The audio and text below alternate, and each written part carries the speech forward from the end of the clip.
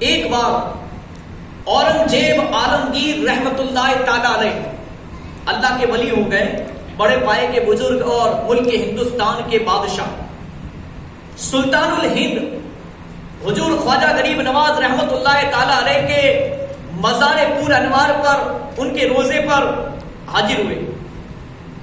احاطہ میں یعنی وہاں پر ایک جگہ تھی اجمیر شریف غریب نواز کے روزے کے پاس، اس احاطہ میں ایک اندھا فقیر بیٹھا صدا لگا رہا تھا، یا خواجہ غریب نواز رحمت اللہ تعالی علیہ آنکھیں دے۔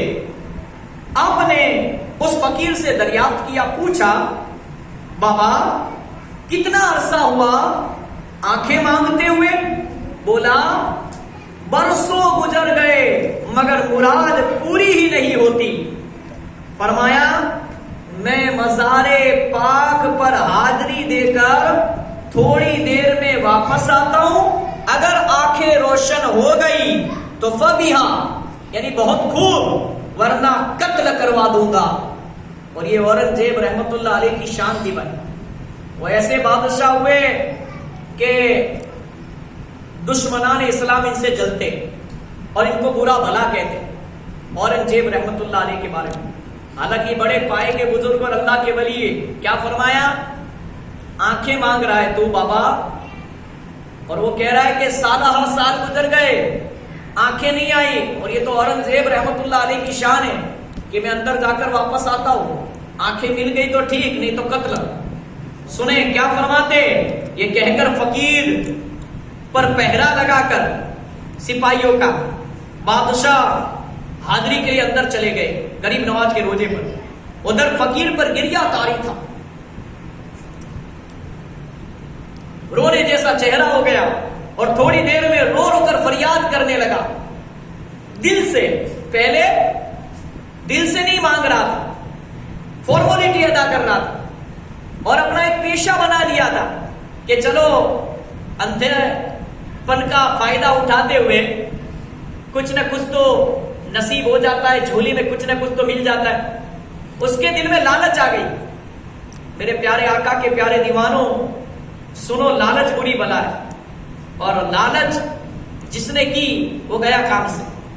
مگر امتحان آ گیا، اب بادشاہ آ گئے اور اب اس کا امتحان شروع ہو گیا، اور اب وہ رو رو کر فریاد کر رہا تھا غریب نواز کی بارگاہ میں کہ یا خواجہ رحمت اللہ تعالی علیہ، پہلے صرف آنکھوں کا مسئلہ تھا، پہلے تو آنکھوں کا سوال تھا، اب تو جان پر بن گئی ہے، اب تو جان پر بن گئی ہے۔ اگر آپ رحمت اللہ علیہ نے غریب نواز اگر آج کرم نہ فرمایا تو میں بادشاہ کے ہاتھوں مارا جاؤں گا۔ جب بادشاہ حاضری دے کر لوٹے تو اس کی آنکھیں روشن ہو چکی تھی۔ بادشاہ نے مسکرا کر فرمایا کہ تم اب تک بے دلی اور بے توجہی سے مانگ رہے تھے، اور اب جان کے خوف سے تم نے دل کی تڑپ کے ساتھ سوال کیا غریب نواز کی بارگاہ میں، تو تمہاری مراد پوری ہو گئی۔ تو جب بھی اللہ کے ولی کے مزار پر مانگو تو دل سے مانگو، دماغ سے نہیں۔ اب چشمے شفا سوئے گنہگار ہو خواجہ، اس یا کے مرض نے ہے بڑا زور دکھایا۔ میرے پیارے آقا کے پیارے دیوانوں، شاید کسی کے ذہن میں یہ سوال ابھرے، یا تو کوئی آپ کے پاس آ کر یہ سوال کرے کہ مانگنا تو اللہ عز و جل سے چاہیے اور وہی دیتا ہے، یہ کیسے ہو سکتا ہے کہ خواجہ صاحب رحمت اللہ علیہ سے کوئی آنکھیں مانگے اور وہ عطا بھی فرما دے؟ جواباً عرض سنیں، اگر کوئی وہابی دیوبندی نزدی آ جائے آپ کے پاس سوال کرنے تو اس کا جواب سنیں، کیا فرمایا؟ حقیقتاً اللہ پاک ہی دینے والا ہے، مخلوق میں سے جو کچھ دیتا ہے وہ اللہ عز و جل ہی سے لے کر دیتا ہے۔ ہاں اللہ پاک کی عطا کے بغیر کوئی ایک ذرہ بھی نہیں دے سکتا، اللہ پاک کی عطا سے سب کچھ ہو سکتا ہے۔ اگر کسی نے خواجہ صاحب رحمت اللہ تعالی علیہ سے آنکھیں مانگ لی اور انہوں نے عطا خدا مندی عز و جل سے عنایت فرما دی، آنکھیں دے دی، تو آخر یہ کون سی بات ہے جو سمجھ میں نہیں آتی؟ یہ مسئلہ تو فی زمانہ فن طب نے بھی حل کر ڈالا ہے۔ آج کے ڈاکٹروں نے ہر کوئی جانتا ہے کہ آج کل ڈاکٹر آپریشن کے ذریعے مردہ کی آنکھیں لگا کر اندھوں کو بینا یعنی دیکھتا کر دیتے. بس اسی طرح خواجہ غریب نواز رحمت اللہ علیہ نے بھی ایک اندھے کو اللہ پاک کی عطا کردہ روحانی قوت سے نابینائی کے مرض سے شفا دے کر بینا یعنی دیکھتا کر دیا. بہرحال اگر کوئی یہ عقیدہ رکھے کہ اللہ پاک نے کسی نبی یا ولی کو مرض سے شفا دینے یا کچھ عطا کرنے کا اختیار دیا ہی نہیں ہے تو ایسا شخص حکم قرآن کو جھٹلا رہا ہے. چنانچہ پارہ 3 سورہ آل عمران آیت نمبر 49 یعنی 49 میں حضرت سیدنا عیسیٰ روح اللہ اللہ نبینا علیہ الصلوۃ والسلام کا قول نقل کیا گیا ہے. وَأُبْرِئُ الْأَكْمَحَ وَالْأَبْرَصَ وَأُحْيِي الْمَوْتَ بِإِذْنِ اللَّهِ. ترجمہ کنز ایمان. اور میں شفا دیتا ہوں مادرجاد اندھے اور سفید داغ والے یعنی کوڑی کو اور میں مردے جلاتا ہوں اللہ عز و جل کے حکم سے. دیکھا آپ نے حضرت سیدنا عیسیٰ روح اللہ اللہ نبینا علیہ الصلوۃ والسلام جو نبی ہے صاف صاف اعلان فرما رہے کہ میں اللہ عز و جل کی بخشی ہوئی قدرت سے مادرجاد اندھوں کو آنکھیں یعنی بینائی اور کوڑیوں کو شفا دیتا ہوں حتیٰ کہ مردوں کو بھی زندہ کر دیا کرتا ہوں. ہمارے نبی سے جو پہلے نبی ہوئے محمد صلی اللہ علیہ وسلم سے وہ کون تھے؟ عیسیٰ علیہ السلام جن کو زندہ آسمان پر اٹھا لیا گیا اور جب قیامت آئے گی تو انشاءاللہ وہ آسمان سے زندہ ہی واپس دنیا میں تشریف لائے گے. وہ قیامت کی نشانیاں ہوگی آخری زمانہ ہوگا. تب جب دجال کا فتنہ پوری دنیا میں پھیل چکا ہوگا تب عیسیٰ روح اللہ علیہ نبینا علیہ الصلوۃ والسلام انشاءاللہ آسمان سے تشریف لائیں گے. میرے پیارے آقا کے پیارے دیوانوں اللہ پاک کی طرف سے انبیاء اکرام علیہ الصلوۃ والسلام کو طرح طرح کے اختیارات عطا کیے جاتے اور فیضان انبیاء اکرام علیہ الصلوۃ والسلام سے اولیاء اعظام یعنی اللہ کے ولی رحمت اللہ تعالی علیہ السلام کو بھی اختیارات دیے جاتے. لہذا وہ بھی شفا دے سکتے ہیں اور بہت کچھ عطا فرما سکتے ہیں. محی الدین غوث ہے اور خواجہ معین الدین ہے. اے حسن کیوں نہ ہو محفوظ عقیدہ تیرا. صلو علی الحبیب صلی اللہ تعالی علی محمد و صلی اللہ تعالی علیہ وسلم. صلاۃ و سلام علیک یا سیدی یا حبیبی یا مولا یا رسول اللہ صلی اللہ تعالی علیہ وسلم. میرے پیارے آقا علیہ الصلوۃ و تسلیم کے پیارے دیوانوں تو یہ تھی حضور خواجہ غریب نواز رحمت اللہ تعالی علیہ کی کرامت جو کہ ہم نے سنی. اب آئیے یہ مبارک مہینہ اس کے بارے میں بھی ہمارے پاس علم ہونا ضروری ہے. اگر اسلامی سال کا یہ آخری مہینہ حج کا اور قربانی کا مہینہ اگر ہمارے پاس علم نہیں ہے کہ اس مہینے میں ہمیں یہ پتا ہے کہ لوگ قربانی کرتے, ہمیں پتا ہے کہ لوگ جو قربانی نہیں کر سکتے وہ حصہ لکھواتے, ہمیں پتا ہے کہ اس مہینے میں حج ہوتا ہے, لوگ مکہ مدینہ جاتے, کعبے کا طواف کرتے, حج پڑھتے, آب زمزم پیتے, مدینہ شریف سرکار کے روزے پر حاضری دیتے. مگر میرے پیارے آقا کے پیارے دیوانوں ہم مسلمان ہیں, ہم جس سماج سے تعلق رکھتے ہم نے پڑھا لا الہ الا اللہ محمد رسول اللہ, اللہ کی سوا کوئی معبود نہیں, عبادت کے لائق نہیں, پوجا کے لائق نہیں, محمد صلی اللہ علیہ وسلم اللہ کے بندے اور آخری رسول اور پیغمبر ہے. تو ایک مسلمان پر جس طرح اگر صاحب نصاب ہے 7.5 تولہ سونا یا اس کی رقم, 52.5 تولہ چاندی یا اس کی رقم اگر میرے یا آپ کے پاس ہے تو ہم لوگ صاحب نصاب ہوئے یعنی مالدار ہوئے اور ہم پر زکوٰۃ فرض ہے. ہمیں غریبوں کو زکوٰۃ ہر سال اس مال پر 1 سال گزرا تو سمجھ لو ہمیں زکوٰۃ دینی پڑے گی. غریبوں کا حق ہے, وہ مال کا میل ہے, اللہ روزی دینے والا ہے اور اللہ نے دیا ہوا مال اللہ کی راہ میں خرچ کرنا پڑے گا, نہیں تو گنہگار ہوگے. اور اگر زکوٰۃ نہ دی تو جہنم ہمارا ٹھکانہ ہوگا. وہ رمضان میں دی جاتی ہے, پہلے بھی دے سکتے بعد میں بھی. اگر اس رقم پر 1 سال گزرا, آپ کے پاس مثال کے طور پر 1,00,000 روپے آئے اور اس پر 1 برس گزرا تو سمجھ لو کہ آپ کو 2.5% یوں سمجھ لو زکوٰۃ دینی پڑے گی اس میں سے نکال کر. اسی طرح میرے پیارے آقا کے پیارے دیوانوں ہم مسلمان ہیں اور ہم پر قربانی واجب ہے. اگر اللہ نے ہمیں طاقت دی ہے تو آپ گھر کے جتنے لوگ ہیں اور جن کے پاس 50,000 روپے موجود ہے تو سمجھ لو قربانی واجب. ہاں جس کے پاس تقریباً 50-60 ہزار یا 40-45 ہزار ہے اس زمانے کے مطابق سونے چاندی کی قیمت کے مطابق، یا تو اتنے گھر میں برتن کھانے بنانے میں جو برتن استعمال ہوتا ہے اس سے زیادہ برتن ہے آپ کے پاس جو چھاتلی میں لگے ہوئے ہیں، گھوڑے میں لگے ہوئے. اسی طرح آپ جو کپڑے پہنتے ہو اس کے علاوہ ایکسٹرا اگر آپ کی تیجوری الماری میں کباٹ میں کپڑے. اسی طرح آپ کے پاس زمین جاگیر ہے، کھیتی باڑی ہے. اسی طرح آپ کے پاس مکان ہے ایک سے زیادہ، گاڑی ہے ایک سے زیادہ، ضرورت سے زیادہ گاڑی ہے، بائک ہے، اسکوٹر ہے. میرے پیارے آقا کے پیارے دیوانوں، یوں سمجھ لو کہ ہمارے گھر میں روزانہ ہمیں جو ضرورت پڑتی ہے جس چیز کی، اس سے زیادہ اگر کوئی ہمارے پاس سامان یا مال یا پراپرٹی ہے وہ ایکسٹرا ہے ہمارے پاس تو ہم پر قربانی واجب. اگر قربانی نہیں کرے گے تو گنہگار. اور اگر آپ ایسی جگہ پر رہ رہے ہو کہ آپ جانور خرید کے وہاں پر قربانی نہیں کر سکتے، وہاں پر آجو بازو اگر کوئی غیر مسلم رہ رہے یا تو کوئی اور رہ رہا ہے تو آپ کو کہاں قربانی کرنی؟ اگر آپ کے پاس کوئی جگہ نہیں ہے قربانی کرنے کے لیے جانور کی تو آپ کو جہاں پر قربانی ہوتی ہے آپ کے رشتہ دار یا کھیت میں یا جہاں کہیں وہاں پر آپ حصہ لے لیں. بڑے جانور میں پاڑا وغیرہ ہوتا ہے، جو بڑا جانور ہوتا ہے 4 پیر والا، جو بھی بڑا جانور ہے، اونٹ وغیرہ، جو بھی اونٹ کی تو یہاں نہیں ہوتی، سعودی عرب میں ہوتی ہے بلکہ ہمارے ملک ہندوستان میں کئی جگہوں پر ہوتی.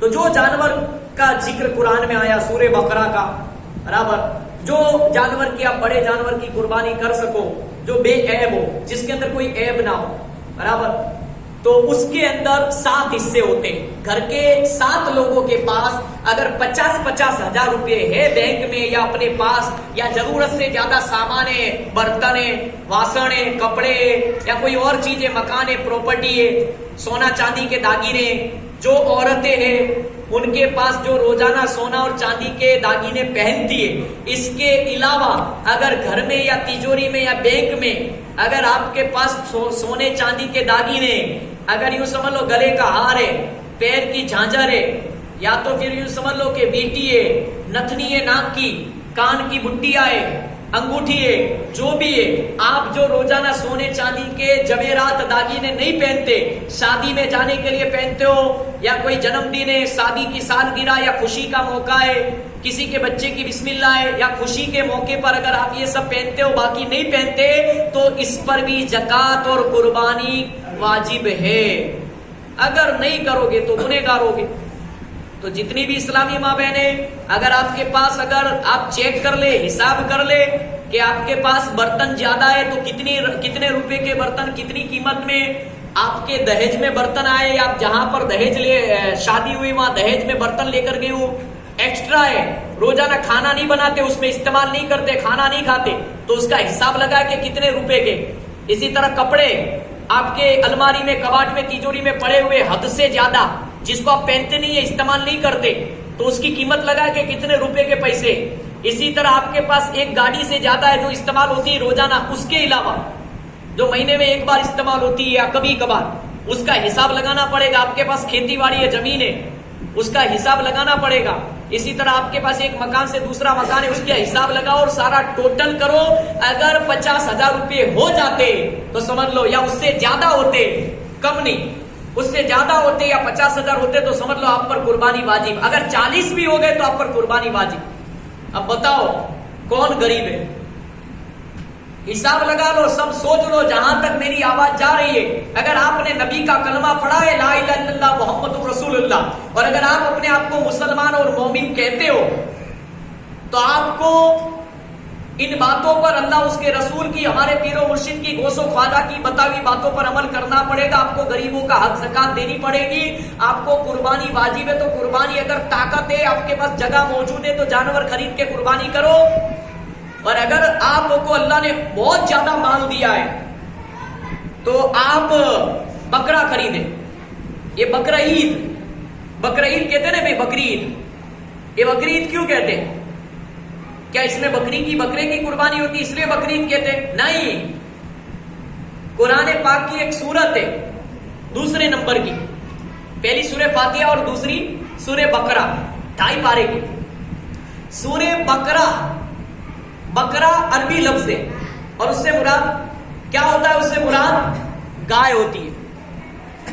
بقرہ کا مطلب یہ ہوتا ہے، اور ہم تو سمجھ چکے بقرہ اور بکری، اور یہ قربانی افضل ہے جو میں نے ابھی بتایا آپ کو، اگر طاقت ہے تو۔ مگر یہ کہاں پر ہو سکتی ہے؟ جہاں ہمارا علاقہ ہے، جیسے مالیہ وغیرہ ہے، سیف علاقہ، سمجھ گئے نا؟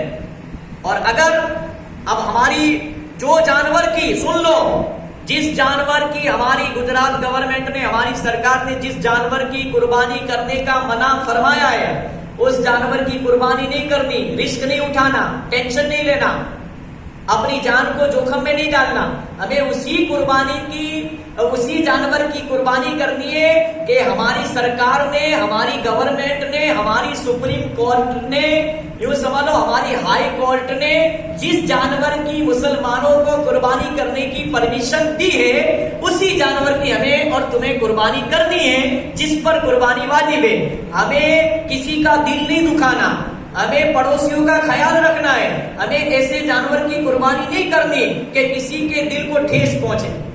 یہ بھی پڑوسی کے بھی حق ہے، ہاں، کیونکہ ہم ہندوستان میں رہ رہے ہیں، ہم ملک ہندوستان ہمارا وطن ہے، ہم گجرات میں رہے۔ میرے پیارے آقا کے پیارے دیوانوں، تو قربانی ہم پر واجب ہے، اور اگر اللہ نے زیادہ مال دیا ہے تو گھر کے جتنے بھی لوگ ہیں ایک ایک بکرا خرید لے، ایک ایک بکرا خرید لے آپ، گھر کے جتنے بھی لوگ ہیں۔ اب ہمارے یہاں ہوتا کیا ہے کہ ایک بکرا خرید لیا اور پورے گھر کی طرف سے قربانی کر لی، پہلے حضور پاک کے نام پر، دوسرے سال گوشت پاک کے نام پر، تیسرے سال غریب نواز کے نام پر، چوتھے سال اپنے پیر و مرشد کے نام پر، اور پھر 5ویں سال یوں سمجھ لو گھر کے کوئی مرحوم گزر گئے ان کے نام پر۔ ایسا نہیں ہوتا میرے پیارے آقا کے پیارے دیوانوں۔ اگر آپ کو اتنے ساری قربانیاں کرنی ہے تو بڑا جانور خرید لے، 7 حصے کر لے، سب کا نام لے لے، مگر آپ پر تو قربانی واجب ہی ہوگی۔ اگر آپ سال میں ایک ہی بکرا کرو گے یا بکری کرو گے یا جو بھی جانور جائز ہے، میں بھی بتا دوں آپ کو کس کس جانور کی قربانی جائز ہے، تو خالی گھر کے صرف ایک لوگوں کا جس کا نام لوگے اس کی قربانی ہوگی، دوسرے گنہگار ہوگے جس کے پاس 40 یا 50 ہزار روپے۔ مگر ہم تو یوں سوچتے کہ ہوتا کیا ہے ہمارے یہاں، ہمارے ایک مولانا صاحب بتاتے تھے جن کا میں نے بیان سنا تھا کہ 1 سال تک بندہ اچھی طرح کما رہا ہے، کھا رہا ہے، پی رہا ہے، سو رہا ہے، عیش و آرام کی زندگی گزار رہا ہے، جیسے ہی قربانی کے 10 دن باقی ہوتے ہیں کہتا ہے یار ٹینشن بہت ہے، گھر میں پیسہ نہیں، لاک ڈاؤن آ گئے، کورونا کے حساب سے خالی ہو گیا، بینک میں بھی نہیں ہے، جیب میں بھی نہیں ہے، نہ میرے پاس ہے نہ میری بیوی کے پاس ہے، خالی ہو گیا۔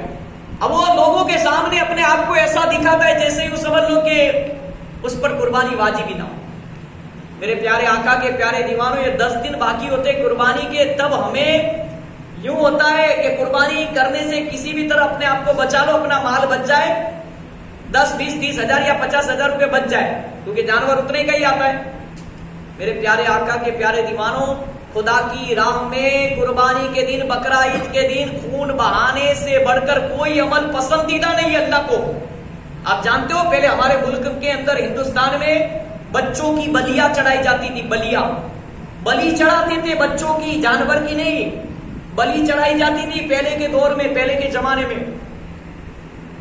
الحمدللہ اچھے لوگوں کی حکومت آئی، اچھے بادشاہوں کی حکومت آئی، اور الحمدللہ حضرت ابراہیم اور اسماعیل کا واقعہ تو آپ جانتے ہی ہو کہ حضرت ابراہیم بڑے سخی تھے، خدا کی راہ میں سب کچھ قربان کر دیتے تھے۔ ان کا امتحان لیا اللہ نے، کیا اپنے بیٹے کو میری راہ میں قربان کر دیں گے نہیں؟ حضرت ابراہیم اللہ کا دوست، اللہ کا خلیل، اس لیے حضرت ابراہیم خلیل اللہ ان کا نام ہے، ان کا لقب ہے خلیل اللہ، اللہ کا دوست اس کا معنی ہوتا ہے۔ میرے پیارے آقا کے پیارے دیوانوں، حضرت ابراہیم خلیل اللہ علیہ نبینا علیہ الصلوۃ والسلام کے پاس حضرت جبرائیل علیہ السلام تشریف لائے اور کہا کہ خدا کا حکم ہے تمہیں تمہارے بیٹے حضرت اسماعیل کی قربانی دینی پڑے گی۔ تو کہا میں تیار ہوں۔ آپ نے وہ واقعہ سنا ہی ہے، ہر سال سنتے ہو گے، مختصر بیان کر دیتا ہوں۔ تو خدا کے حکم سے حضرت اسماعیل کو قربانی کے لیے تیار کیا، اور پھر کیا تھا، جب سولی پر رکھا، گردن کو جھکایا، اور جیسے ہی سولی چلانا چاہتے تھے، خدا نے اس ادا کو پسند کر لیا اور وہ امتحان میں پاس ہو گئے، کامیاب ہو گئے۔ آنکھوں پر پٹی باندھی تھی کیونکہ باپ بیٹے سے بڑی محبت کرتا ہے، اور اس لیے کہ کہیں میرے دل میں خدا کا حکم ہے اور کہیں میرے دل کے اندر رحم پیدا نہ ہو جائے۔ اور قسم خدا کی، حضرت اسماعیل کو حضرت جبریل نے یوں سمجھ لو ہٹا لیا گیا خدا کے حکم سے، اور اس جگہ پر جنتی دمبا، جنتی گھیٹا آ گیا، اور جب چھری پھری، حضرت ابراہیم علیہ السلام نے جب قربانی کے لیے چھری پھرائی اپنے بیٹے کی، اور جب قربانی پوری قربانی ہو چکی، دھڑ سے سر الگ ہو چکا، جب پٹی کھولی آگ کی تو دیکھا کہ ایک دمبا ہے، بڑا پیارا سا، بڑا خوبصورت سا دمبا ہے جس کی گردن کٹ چکی ہے اور وہ قربان ہو چکا ہے، اور سامنے حضرت اسماعیل کھڑے ہوئے، خدا کی بارگاہ میں فوراً جھک گئے، سجدہ شکر ادا کیا، اور خدا کی بارگاہ میں ان کا امتحان قبول کر لیا گیا، وہ امتحان میں کامیاب اور پاس ہو گئے، اور الحمدللہ حضرت اسماعیل علیہ السلام بھی زندہ رہے، اور خدا کی راہ میں خون بہا، تو ایک جانور، ایک دمبے کا خون بہا، قربان ہوا۔ تب سے الحمدللہ مسلمانوں ہم پر قربانی واجب ہے، اور نہیں کرو گے تو گنہگار ہوگے۔ اگر وہ مال چوری ہو جائے گا، آگ لگ جائے گی، کوئی نہ کوئی نقصان آئے گا، دوا میں چلا جائے گا، چیک کر لو۔ جو حرام مال کماتے، دارو بیچ کر، جوا کھیل کر، ولی مٹکا میچ کا سٹا کھیل کر، پوچھو ان کے پیسے، ان کے گھر میں سکون ہے؟ پوچھو ان کے پیسے زیادہ تر کہاں جاتے؟ اسپتالوں میں، دواخانوں میں جاتے۔ تو اگر خدا نے تمہیں مال دیا ہے اور آپ کے پاس اگر 50-40 ہزار موجود ہے تو آپ قربانی کرنے میں کیا آپ کا مال کم نہیں ہوگا؟ بلکہ اللہ تعالیٰ آپ کی جان کا فدیہ ادا کرتا ہے، ہاں کرواتا ہے۔ تم پر، تمہاری جان پر کوئی مصیبت آتی ہے، آپ نے 12 ہمارے بزرگ بیٹھے ہوئے، ان کو پتا ہوگا کہ گھر میں کوئی بڑی مصیبت آنے والی ہوتی ہے نا، تو گھر میں اگر جانور جو لوگ پالتے ہیں نا، بکریاں پالنا میرے نبی کی سنت ہے، گھر میں لوگ جو جانور پالتے، بکریوں کو، بھینس کو، گائے کو دودھ کے لیے پالتے، اسی طرح آپ دیکھنا کبھی کبھار ہمارے گھر میں آپ کے ساتھ شاید ایسا ہوا ہو کہ بکری مر گئی یا بکرا مر گیا یا چوری ہو گیا، تو آپ کیا سوچتے ہو؟ یار نقصان ہو گیا، قربان بکرا عید تک زندہ ہوتا تو اتنے روپے ملتے مجھے، اور اچھی نیت ہوتی ہے کہ بھائی نے میں خدا کی راہ میں اس کی قربانی کروں گا، بیچوں گا نہیں، تو شاید اس کی بچت ہو جاتی۔ میرے پیارے آقا کے پیارے دیوانوں، وہ جو چوری ہو جاتا ہے یا مر جاتا ہے نا، تو اس کو اسلام نے، شریعت نے یہ بتایا کہ تمہاری جان پر خطرہ تھا، تم بیمار ہونے والے تھے یا تمہارا ایکسیڈنٹ ہونے والا تھا، مگر اللہ تعالیٰ نے اس جانور پر تمہاری مصیبت ٹال دی۔ آپ اجمیر چلے گئے، چوری ہو گئی، آپ کا پرس چوری ہو گیا، موبائل چوری ہو گیا، تو کیا آپ غریب نواز کے روزے پر جانا چھوڑ دو گے؟ نہیں، بلکہ یوں سمجھ لو کہ آپ کا ایکسیڈنٹ ہونے والا تھا، یا پر آپ کی جان پر کوئی مصیبت آنے والی تھی، الحمدللہ وہ صدقہ نکل گیا اور آپ کی جان بچ گئی، اور جان بچی تو لاکھوں پائے، بعد میں نہیں کما سکتے۔ ایمان تو سلامت ہے نا یار۔ اگر غریب نواز کے روزے پر جائے اور پرس یا یوں سمجھ لو بٹوا یا تو موبائل چوری ہو جائے تو افسوس نہ کرے، صدقہ نکل گیا، اور کس در پر نکلا ہے؟ جہاں لوگوں کو میرے غریب نواز تھے، آپ کے ذہن میں شیطان وسوسہ ڈالے گا کہ یار میں آیا تھا لینے کے لیے، یہ تو جو تھا وہ بھی چلا گیا، تو افسوس نہ کرے، ایمان تو سلامت ہے نا یار، غریب نواز کی محبت تو سلامت ہے نا۔ آپ پر کوئی مصیبت آنے والی ہوتی ہے، وہ جانوروں پر چلی جاتی ہے۔ میرے پیارے آقا کے پیارے دیوانوں، یہ بات ذہن نصیب فرما لے، یہ بات یاد کر لے۔ اسی طرح تو گھر کے سارے لوگ ایک بکرا خرید کر قربانی کریں گے تو قربانی نہیں ہوگی، کسی کی بھی نہیں ہوگی۔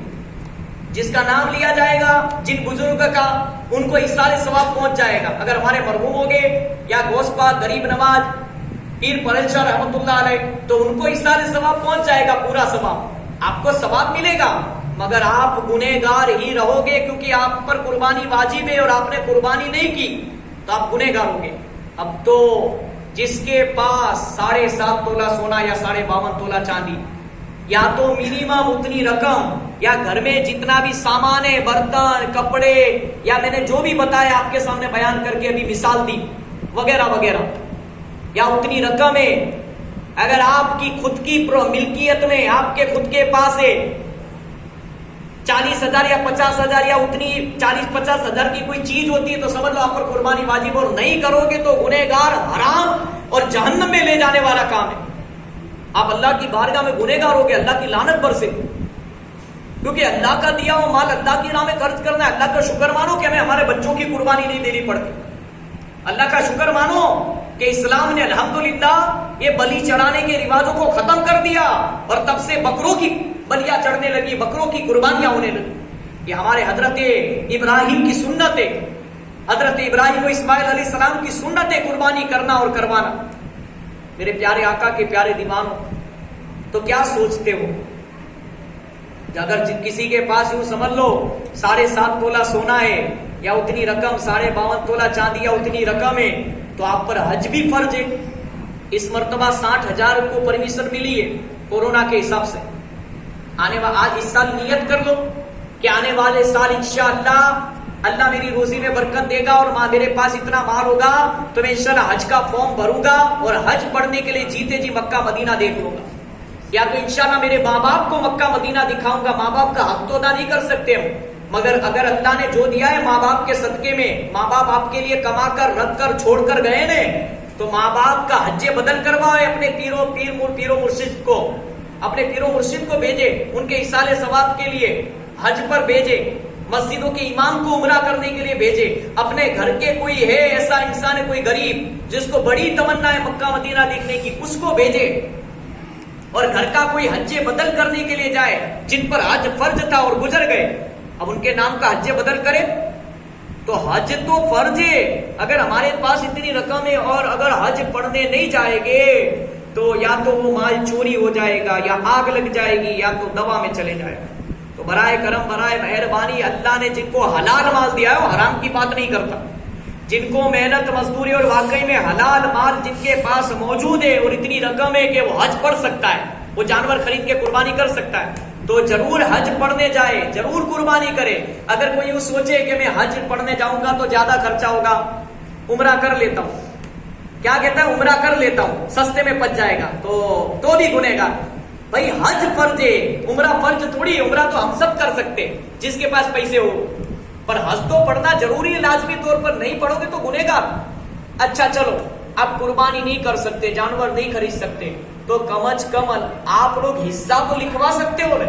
جیسے کھاٹکی واڑ میں، یا تو آپ کو جہاں بھروسہ ہو مالیہ وغیرہ، یا آپ کے جہاں رشتے دار ہو، آپ کے دوست وغیرہ کوئی جگہ قربانی کرتے ہو، وہاں پر 7 حصوں میں سے آپ کے گھر کے لوگوں کو گن لو کتنے لوگوں کے پاس کتنی رقم ہے. ایک ایک کو گننا ہے. 40,000 روپے.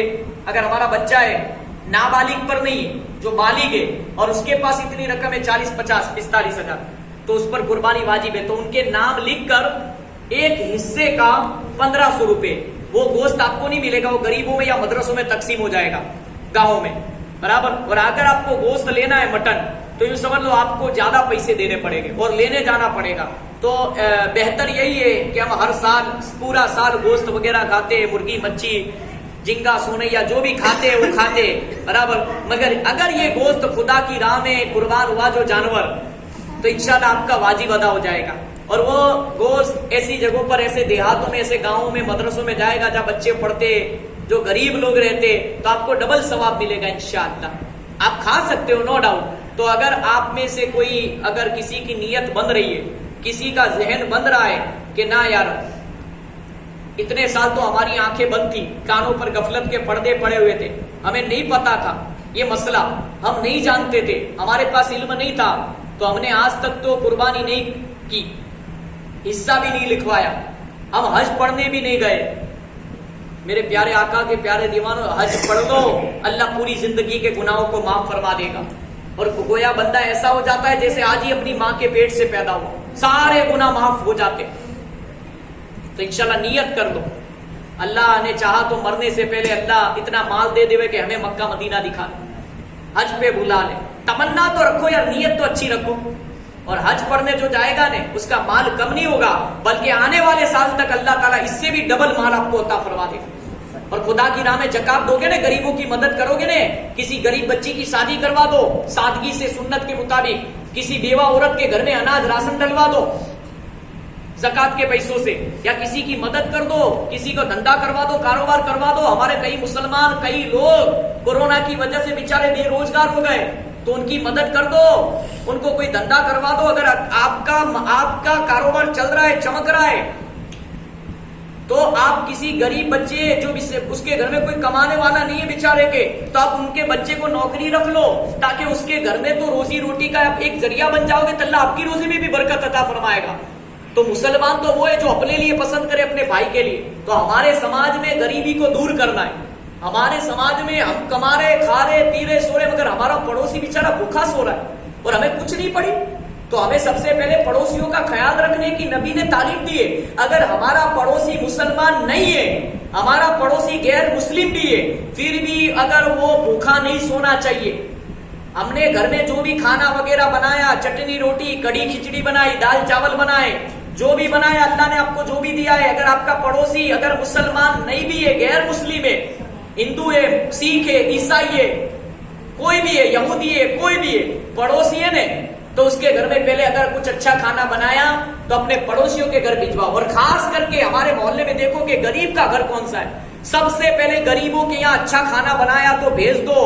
جب بھی گھر میں نیاز بناؤ، خوشی کا موقع ہو نے، غمی کا موقع ہو، زیارت کا موقع ہو، تیجے کی ہو، 40ویں کی ہو، 10ویں کی ہو، شادی کا موقع ہو، جنم دن کا موقع ہو، سالگرہ کا موقع ہو، اسی طرح منگنی کا، سگائی کا موقع ہو، خوشی کا موقع ہو، تو میرے پیاروں مالداروں کو تو یاد کرتے، مالداروں کو تو دعوت دیتے، مگر غریبوں کو سب سے پہلے دعوت دو۔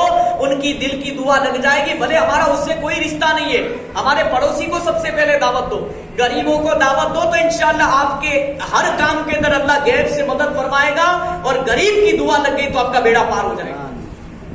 تو میرے پیارے آقا کے پیارے دیوانوں، ہمارے سماج میں ہماری قوم کا بچہ کوئی فری نہیں ہونا چاہیے، کوئی موبائل پر ویڈیو گیم نہیں کھیلنا چاہیے، فری فائر اور پب جی میں ٹائم پاس نہیں کرنا چاہیے، بلکہ اس کو نوکری لگوا دو، آپ کو ثواب ملے گا، اس پر بھی اس کو روزی روٹی پر لگوا دو، آپ کو ثواب ملے گا۔